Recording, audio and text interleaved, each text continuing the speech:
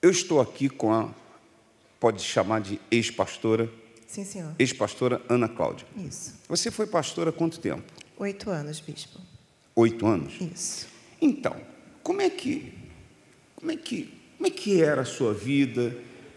Conta de forma que seja objetiva, Sim, mas senhor. os pontos mais importantes, porque você revelava, né? Sim, revelações, profecias, né? Roda-roda, cai-cai, e a unção, aquela unção que pega fogo, né? E fazia cultos, fazia... Como tudo começou? Você foi numa igreja, como é que foi? Isso, eu me converti em 2006 e logo já fui colocada de líder na igreja, né? Não passei por um processo de libertação. Não passou? Não passei. E confiaram muito na minha capacidade, né? Nos talentos que eu tinha, na boa conduta, né? Na aparência, mas não me entrevistaram como eu estava por dentro. Né? Eu tenho um histórico de depressão na minha vida, né? Perdi um familiar também dessa forma, né? Uma tia minha. E isso me acompanhou durante a minha infância, adolescência. Eu era uma pessoa assombrada, né? Eu via vultos, eu tinha pesadelos, eu tinha tremedeiras, meu coração acelerava. De madrugada eu não conseguia dormir. Diziam para mim que era Deus me acordando para eu orar. E eu tive que aceitar aquela condição e viver com uma máscara, né? Aquela máscara de super-heroína, aquela máscara de mulher forte, pregando a palavra de Deus, orando, e por dentro vazia, por dentro com aquela dor, com aquela falta de vontade de viver. Me sentia sobrecarregada, cansada. Todo culto que eu fazia, eu me sentia cansada. Então, eu me converti em 2006, comecei liderando já esse grupo. Eu ia para os cultos, eu chorava muito. Eu me recordo que era uma dor muito grande, bispo, dentro do meu coração, um vazio. E eu questionava muito. Eu sempre busquei questionar, porque a Bíblia não é um livro motivacional. A Bíblia é uma promessa viva. Então, ela tem que acontecer na nossa vida. Então, eu lia os versículos da Bíblia, eu pregava, e aquilo não acontecia na minha vida. Né? Eu pregava que a gente tinha que suportar o deserto, a gente tinha que aceitar o sofrimento, uma condição divina, né? Que era a nossa cruz, que a gente tinha que carregar essa cruz. Uma vez que você era batizado, você estava salvo. Todos esses conceitos me foram ensinados e eu comecei a passar adiante isso aí. Né? Então, passaram-se 4 anos nesse desespero e aí começaram as manifestações dentro de casa, que hoje eu sei que eram manifestações. Então, eu tinha tremores. Mas isso antes de ser pastora? Antes de ser pastora. E aí começou aquela confusão de conceitos. Eu visitei várias igrejas. Todas as igrejas que eu visitava, vinha um profeta e falava: você é pastora, e se você não cumprir a sua chamada, você vai descer à sepultura. Então, eu me via meio que numa prisão ali. Eu não tinha uma outra solução senão seguir aquela chamada que dentro de mim eu não queria, porque eu estava gritando por socorro. E eu sempre fui muito obediente, tanto aos meus pais, né? A minha família me criou assim, e eu acreditava que era um profeta de Deus. E a Bíblia fala que nós devemos ouvir os profetas, né? Então, a palavra do Senhor ficou toda distorcida na minha cabeça e eu vivia naquela coação. Até que comecei a ser comandada por uma voz na minha mente. Essa voz se intitulava O Espírito Santo de Deus e começou aquela parte de revelações, né? E dizendo que eu realmente era pastora, que eu tinha que seguir esse caminho. Foi quando eu ingressei de cabeça no ministério, fiz o curso, né, de formação pastoral. Você ouviu uma voz dizendo que você tinha que ser pastora? Isso, vinha aquela revelação, eu tinha visões, alucinações, eu me via no púlpito pregando, enfim. Mas, detalhadamente, você revelava, as pessoas iam procurar você para receber as revelações. Sim, sim. E o que acontecia na hora que você estava revelando? Qual era o processo que acontecia dentro de você? Veio uma pessoa e veio: pô, pastor, eu estou precisando de ajuda e tal, e você começava a revelar para a pessoa. Como é que é? Começava por uma oração, a pessoa me contava um problema, né? Eu começava a orar, e, de repente, eu era tomada por uma força que, né, eu não sabia explicar, e na minha mente ia vindo a vida da pessoa todinha. Eu fechava os olhos e a pessoa começava a chorar na minha frente. Ah, pastora, você revelou a minha vida toda, ora por mim, que meu casamento está assim. E começava a testificar, né? Tudo Mas que eu você entrava falava. em transe. Era como se fosse um transe, mas eu não perdia a consciência. Eu sentia o meu corpo pegando fogo, o pé batendo no chão muito forte, né? E uns arrepios muito fortes, e uma certeza de que aquilo ali era a vida da pessoa, é a vida da pessoa que eu estou falando. E conforme eu ia falando aquilo ali, né, pela revelação, a pessoa testificava, e isso foi pegando o meu nome e engrandecendo o meu nome. As pessoas vinham até mim para buscar essa revelação. Elas pautavam a vida delas nas revelações que eu fazia. Você decidia também a vida das pessoas? Sim, sim. Futuro, tipo, ó, vai casar com fulano? Isso. Não só eu decidia, como decidiram por mim. De revelação de casamento, foram 20 revelações diferentes que eu recebi. Ah, esse aqui é a pessoa que você tem que casar. Se você não casar, você vai entrar em desobediência e vai passar vento. Era sempre isso, você vai passar um vento, e aí o vento Passar acontecia. o vento era o quê? Passar dificuldade na vida, né? Vai começar a vida a dar toda errada. E, de fato, acontecia. Então, você ficava com medo. Era uma coação, era uma tortura psicológica muito grande, bispo. Agora, você começou a revelar e também tinha visões. Visões, sonhos também, e contava essas visões. Durante a pregação, vinham imagens na minha cabeça, e eu começava, né, eu olhava, de repente, para aquela pessoa ali, ó, Deus manda te dizer isso, isso, isso e aquilo, e a pessoa entrava naquela mesma sintonia, né, e começava, alguns levantavam e batiam pé, e glória a Deus, aquela histeria mesmo acontecia.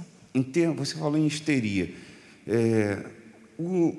Essas manifestações, entre aspas, de cair pelo poder de Deus, sapatear no Senhor, também você fazia isso também? Sim, cair, chama-se cair pelo poder, que eles falam, né? Você sente uma força te puxando, você vai ficando com a consciência longe, o seu corpo começa a aquecer, e é como se alguém te empurrasse, né, no chão. Você era literalmente derrubado. E aí, no chão, você não consegue abrir os olhos, você tenta abrir, você não consegue durante um período, você começa a tremer muito, né? E aí, algumas vezes acontece de você ter visões, algumas vezes acontece de um outro profeta revelar, entre aspas, né, o que estava acontecendo, e várias pessoas caídas no chão, né? Eu coloco o tecido em cima e fica aquela situação ali. Dificilmente, nessas situações, diziam que era uma manifestação diabólica. Era sempre o Espírito Santo derrubando a pessoa para um tratamento, que a pessoa iria levantar melhor, com uma unção diferenciada, que o poder de Deus era muito forte, que a pessoa não aguentava e caía no poder. Mas a realidade é que eu caía no poder, e quando eu levantava, o vazio estava dentro de mim, continuava dentro de mim. E eu ali aprisionada naquilo. Muito bem. Aí, estava na reunião, você chegou a tomar conta de uma igreja? Sim, eu cheguei depois de passar por algumas igrejas, né? E, enfim, eu fiz o curso e abri a minha própria igreja, comecei a pregar, comecei a ter as minhas ovelhas, né? Também por revelação, né? Essa voz dizia que eu era uma pastora, que eu ia vir a ser até uma apóstola. Essa voz chegou a falar isso para mim, né? Na verdade, era como que se pegasse uma mulher que tem a palavra de Deus diz que a mulher é submissa, né? A mulher é o pescoço, o homem é o cabeça. Pegar uma mulher e colocar como cabeça. Desculpa, é que você falou uma coisa, agora eu lembrei. O bispo sempre fala aqui que ele está pregando, e nós também, mas a gente não sente nada. Exatamente. Você sentia as coisas? Como é que era? Sim, sentia tudo. Arrepios, como eu falei para o senhor. Na hora que estava pregando? Na hora que estava pregando. Vinha uma fúria muito grande, né? E você falava com aquela autoridade. E isso impactava muito o povo. As pessoas ficavam assim, meu Deus, essa mulher tem muito poder, essa mulher tem a unção de Deus, eu preciso da oração dessa mulher. E outro fato curioso, bispo, era quando eu orava pelos doentes, né? Pelos endemoniados, né? Conforme eu ia orando, eu sentia o arrepio. Então, se a pessoa reclamasse para mim, pastor, eu estou com uma dor na minha barriga. Eu orava pela pessoa, a dor sumia. Foi curada, amém. Quando eu retornava para minha casa, eu começava a passar mal no mesmo local. E eu não entendia por quê. E as pessoas me explicavam que o pastor ele era meio que o canal de libertação, e aquilo ali era um processo normal. Eu conheci pastoras que manifestavam os demônios das pessoas para libertar as pessoas. Uns conceitos assim que eram sendo criados para justificar aquilo ali e não encarar uma verdade. O pastor ou a pastora, uma pessoa está endemoniada, ele manifestava para aquele demônio Alguns passar para ele. pastores, não assim, na frente de todos. Teve igrejas, por exemplo, que eu passei, né, que a pastora chegava a cair no chão e passar mal, vomitava no final da reunião. E eu ficava assim, caramba, né? Eu começava aqueles questionamentos, como é que Deus permite que a pastora passe mal? Ela é tão amada quanto aquela vida que está sendo liberta. O caminho do pastor é muito doloroso, e era justamente esse o motivo que eu dizia que eu não queria ser. Eu sempre disse, eu não quero ser, eu não quero ser. O pastor da minha igreja queria derramar óleo na minha cabeça, eu parei de ir na igreja, não queria aquilo, porque eu via aquele sofrimento muito grande, era muito grande o sofrimento. Agora, fora isso, na igreja, você fazia tudo isso, sapateava também? Sim, senhor. Como é que era o sapatear? Você batendo o pé, você sentia uma força, como se fosse assim, uma autoridade, algo assim. Era tudo muito mascarado, e eu batendo com força, era como se você estivesse pisando no demônio, determinando algo, aquela E rodando também? Sim, sim. Diversas vezes, um corredor assim, né, eu fechava os olhos e eu ia andando o corredor de olhos fechados e parava numa determinada pessoa, colocava a mão no ombro e começava a revelar a vida dela. Tá, agora me conta na sua vida em casa, dormindo, sozinha, por dentro, como é que era a pastora na vida comum dela, nos frutos do sapatear no Senhor, do cair pelo poder de Deus. Tinha também, você falou sobre uma vez salvo, salvo para sempre. Sim, senhor. Então, você tinha essa certeza? Sim, sim. Achava que era só batizar, né? E que Deus já era salva e eu não precisava fazer mais nada. Era só, né, ler a palavra, orar, jejuar, né? E em casa, como o senhor perguntou, era uma miséria total em todas as áreas, desde a financeira até a emocional. Eu via demônios, né? Eu dormia e eu sentia sufocamentos. Era como se uma garra viesse no meu pescoço e me sufocava, um bolo dentro do peito. O coração acelerava, eu tinha pesadelos, pensamentos completamente distorcidos, coisas sombrias mesmo, visões assim estranhas, com sangue, com morte, com faca. E diversas vezes a minha mente apagava. Teve uma situação que foi muito forte, que eu estava praticamente louca dentro de casa. Eu não conseguia arrumar a casa, barata, rato passando, né, a miséria total, não tinha o que comer. E eu, de repente, me vi na cozinha da minha casa com uma faca bem na altura do meu estômago, já para colocar mesmo, né, enfiar na minha barriga. E, de repente, eu soltei. Eu não sei dizer para o senhor como que eu consegui resistir a tudo isso, mas foi desesperador. Foi uma tortura psicológica, né? Eu me converti em 2006, está completando agora 12 anos, né? Desde a primeira vez que eu pisei numa igreja evangélica. Eu venho de uma família espírita, então todo aquele processo foi bem complicado para mim. Depressão. Sim, sim. Eu cheguei a ir a médicos, ninguém sabia dizer o que eu tinha. Me passavam calmantes, né? Calmantes e não faziam uns exames, ninguém sabia o que era, porque eram sintomas muito estranhos, não era simplesmente uma desistência de vida que o depressivo tem. Era perturbações mesmo, alucinações que os médicos não sabiam dizer o que era. Nós tivemos 3 pastores que suicidaram-se, 2 pastores e uma pastora agora recentemente. Sentia desejo de se suicidar também? Sim, da mesma forma. Eu senti o desejo de me enforcar. Por esses dias eu estava com isso na minha mente e eu creio que se eu não tivesse ouvido a voz de Deus, com certeza eu não estaria aqui, bispo. Era muito forte isso em mim, eu estava percebendo que eu estava definhando já. Eu não tinha ânimo para nada, nem para tomar banho, eu não tinha força. Por mais que eu quisesse, eu não tinha força de vida nenhuma. E as pessoas têm uma ideia do suicídio que é um ato consciente. Não é. A gente tem apagões na mente. Quando você vê, foi. E hoje eu sei que era a ausência do Espírito Santo, com certeza, que era um demônio, porque como é que você vai ter um apagão na mente, você, né, aquele surto, e de repente você se matar? né? Você cometeu uma... Não é consciente. As pessoas não sabem como que funciona a mente do suicídio. E é assim. O meu primeiro suicídio eu tentei com 8 anos de idade. Então, a minha vida foi marcada por isso. Eu subi no parapeito do apartamento, família, né, com posses, com tudo, mas não tinha felicidade. Eu ia me jogar lá de cima. Uma força que não deixou. Eu não sei explicar para o senhor. Chegou na Igreja Universal em qual reunião? Foi no resgate agora em agosto, né? Na verdade, eu estava em casa. Como é que sentiu o desejo de vir na igreja? Eu já conhecia há 4 anos a igreja, né? Me levaram lá, só que foi aquela guerra, né? De religiosidade, dos conceitos que estavam na minha mente e as coisas que as pessoas falam. Então, eu fiquei com aquela resistência. Então, o pior, assim, sentimento é a dúvida. A dúvida, ela acaba com você. Então, eu fiquei num sentimento de dúvida há muito tempo e tinham manifestações terríveis. O choque foi esse. Aí passou esse processo, eu não sabia que eu tinha demônios. A ignorância é tanta, né, que eu não sabia que eu tinha demônios. Quando Chegou na Igreja Universal, manifestou. No resgate, manifestou. Manifestei, e foi muito forte. Porque aí caramba, o que está acontecendo? Aí eu fiz uma prova com Deus. A Bíblia fala isso, né? Provai os espíritos, que é o que eu falo. Pessoal, prova os espíritos, né? Pergunta para Deus. Então, eu me tranquei no meu quarto. Não foi o Bispo Macedo, não foi o pastor de igreja nenhuma que fez isso. Eu me tranquei no meu quarto com o Senhor. E eu falei para Deus, Senhor, se tem um espírito de engano na minha vida, o Senhor me mostra agora.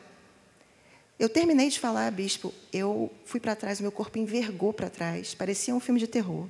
Só que eu estava consciente. E louvo a Deus por isso, porque se eu não tivesse consciente, como foi uma pergunta que eu fiz ao Senhor, eu creio que Ele me deixou consciente para eu ver. Eu falei com Deus, eu não falei com o Bispo Macedo. E aí o meu corpo teve aquela força, o mesmo arrepio, o mesmo calor, e eu sentei e me deparei com o meu espelho, com a face totalmente transtornada, e falei em línguas, manifestada com uma ira muito grande. Foi aí que eu me lancei, porque eu tive uma resposta de Deus, que eu estava enganada, e que o meu problema, o meu vazio, aquela ausência de vontade de viver, era a ausência do Espírito Santo. Foi muito difícil. Não vou dizer para o senhor que foi fácil. Mas eu não olhei para ninguém e eu me lancei.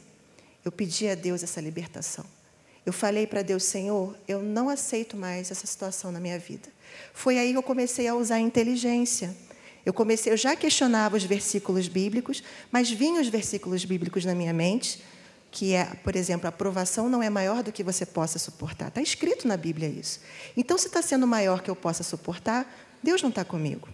O Senhor é meu pastor e nada me faltará. Me faltava tudo. Então, o Senhor não era o meu pastor. É uma coisa muito óbvia, mas às vezes a gente se fecha em conceitos religiosos e, como eu falei, a gente leva a Bíblia como se fosse um livro motivacional. É promessa de Deus, é real. Deus é fiel. 1000 cairão ao teu lado, 10.000 à tua direita e tu não serás atingido. Então, por que eu estava sendo atingida? Eu me recordo agora que teve uma situação, antes de tudo isso acontecer, que eu cheguei a queimar a minha Bíblia, né, eu estou me lembrando, e dizia que Deus não existia, porque aquilo ali não era real. Né? Você ora, você jejua, você sobe monte, né? Você faz o sacrifício ali de pregar a palavra, às vezes acordar de madrugada e você não vê mudança na sua vida. E aí eu comecei a questionar e comecei a usar a fé inteligente. Fogueira Santa. Sim. Aí, quando eu soube do tema da Fogueira Santa, eu falei, meu Deus, essa Fogueira Santa é para mim. Eu sou o Jacó, eu sou o engano, o senhor já me respondeu. Eu entrei dentro do envelope, bispo.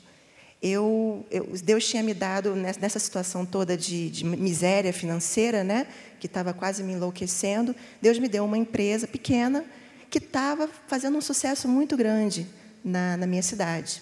E eu me vi como Abraão, porque ele queria muito filho e Deus deu o filho para ele. Então, Deus deu essa empresa para mim, só que eu nem sabia que essa empresa era o meu cordeiro, era o meu sacrifício. O senhor imagina a dificuldade que foi, como doeu no meu coração. Eu, na miséria, dependendo da minha família para comer, de repente ter que colocar no altar a minha empresa que eu acabei de receber, que era aquele oxigênio, agora minha vida vai arrebentar, colocar tudo no altar e sacrificar.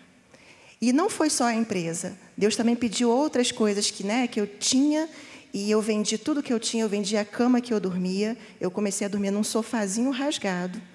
E quando foi no dia 18, no dia da fogueira santa, o último dia, né, que eu fiz o sacrifício, eu recebi uma mensagem de um cliente dessa empresa, né, desse produto que eu vendia, e ele fechou comigo um negócio que era o que eu fechava o mês todo. Eu fechei num pedido, eu fechei o mês todo num pedido.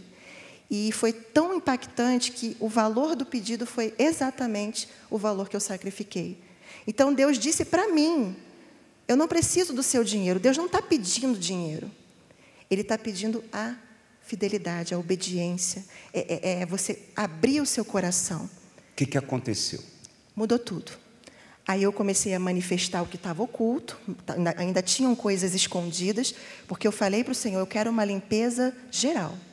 Aí o Espírito manifestou lá na igreja, né, 10 mil demônios no meu corpo, revelou o suicídio que, por esses dias, e de fato, realmente eu ia me enforcar, não estaria aqui hoje. E aí eu fui manifestando, e a última reunião que eu manifestei, o último demônio foi o resgate. O pastor pediu lá para tirar da minha mente. E quando o pastor fez essa oração, que eu voltei ali, eu já estava diferente. Eu já estava percebendo que não tinha mais aquele peso. Aí eu parti com tudo. O pastor falou para mim assim, prioriza a sua salvação. Eu parti com tudo, bispo. Eu quero o Espírito Santo, eu quero ser salvo. Isso foi num sábado. Quando foi domingo de Natal, dia 24, eu fui na reunião da manhã e tinha ceia às 18 horas. Eu retornei e aí na busca eu ajoelhei na poltrona e eu falei para Deus assim, Senhor, só se o Senhor não quiser me salvar. Mas se o Senhor quer me salvar, o Senhor vai me dar o seu Espírito, o verdadeiro Espírito, agora. Na mesma hora, bispo, o meu coração foi preenchido. Eu fui tomada por uma paz muito grande, sem rodopiar, sem cair, sem arrepio, sem nada. E, de repente, eu fui sendo transformada. O primeiro sintoma que eu percebi foi aquela vontade de morrer sumiu na hora. A vontade de me matar sumiu na hora. Eu tinha compulsão por comer, né? Eu tinha uma fome exagerada. Eu cheguei a engordar 40 quilos, cheguei a pesar 92 quilos. Eu estou em processo de emagrecimento. E aquilo sumiu. Sumiu, a minha fome ficou normal. Às vezes até tem que fazer força para comer, né? Porque eu não estou sentindo mais aquela fome. Eu tinha um bolo na minha garganta que eu não conseguia engolir comprimido.